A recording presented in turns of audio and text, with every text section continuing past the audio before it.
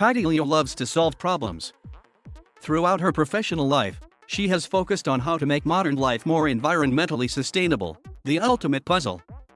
And like millions of other caretakers in the United States, she has also faced just how personally unsustainable it can be to juggle the simultaneous demands of family and work.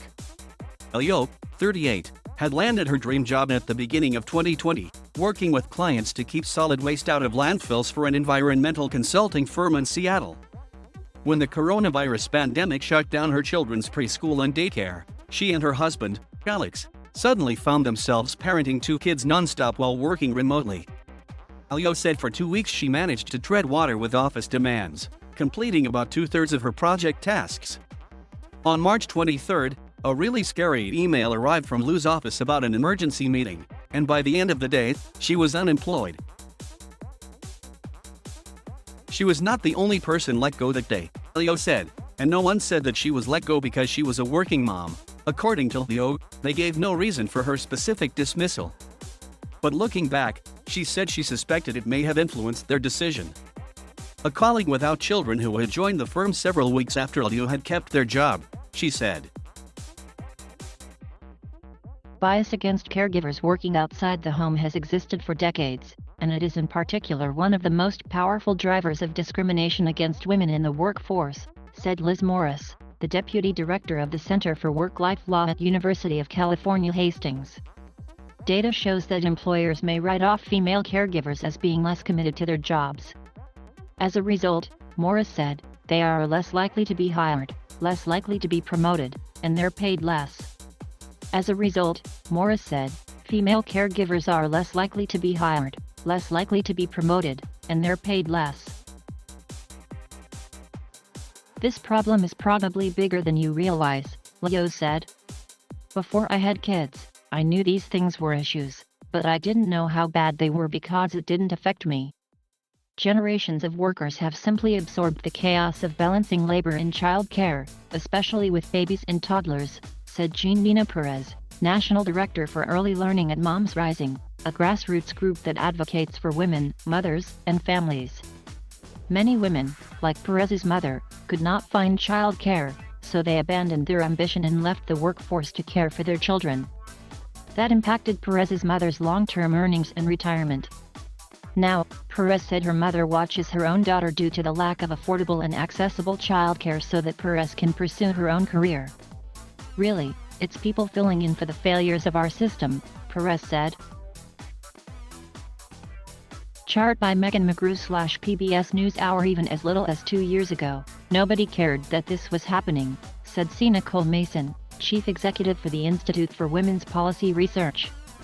But when much of the nation's child care facilities suddenly evaporated at the start of the pandemic, the systemic inequities in the country's child care system and what we expect from workers who are also parents became impossible to ignore, and the arguments for universal child care and giving working families more support found new momentum. President Joe Biden's administration has proposed spending hundreds of billions of dollars to support caregiving needs in the U.S., covering everything from high-quality child care to home health aides for people with chronic illness. In July, child tax credits advance payments gave millions of families a boost, especially those whose economic vulnerability grew even deeper during the pandemic. Policy watchers have hoped that maybe, eventually, the extra strains of the pandemic could be leading to something better. But since the spring, the cold reality of political division and the stubborn inequities that disadvantage women have taken some of the shine off that hopeful thinking. Congress is at an impasse over how much it will spend on things like paid family leave, and how long it can continue support systems like the child tax credit. And in September alone, federal data suggests 350,000 women aged 20 or older left the workforce. Since February 2020, an estimated 2 million U.S. women are no longer earning income, double the rate of men. Still, advocates say, basic protections could make all the difference.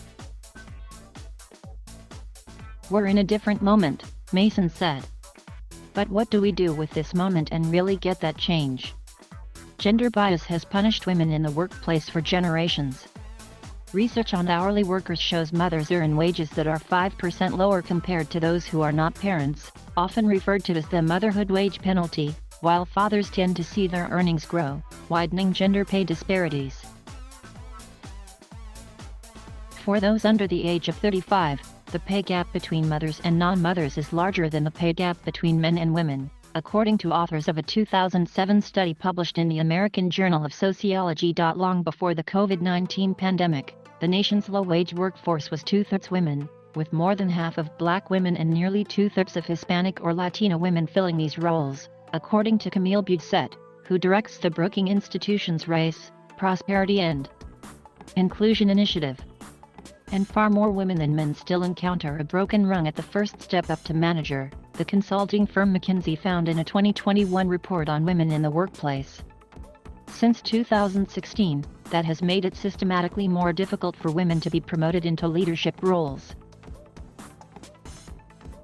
Chart by Megan McGrew /PBS NewsHour. In the brutal math of household economics, all sorts of caregiving responsibilities are handled by the spouse who earns less, said economist Aparna Mathur, a senior fellow at the Harvard Kennedy School, and most of the time, that's women. Even before the pandemic, women in the U.S. spent 37% more time doing household work or providing care compared to men. A January 2020 report from Oxfam and the Institute for Women's Policy Research suggested. The systems we have created mean that the bulk of unpaid caregiving falls on women and mothers, and that is affecting work and life outcomes for these women and these families, Mathur said. The pandemic exposed how underappreciated and broken the nation's child care system is, shattering the idea that child care is everybody's private challenge to navigate, said Melissa Bodich, Vice President for Income Security and Child Care for the National Women's Law Center. Suddenly, everyone was in a child care crisis. But the problem is not new. Lack of paid leave and affordable child care are what's actually holding women back, Mathur said.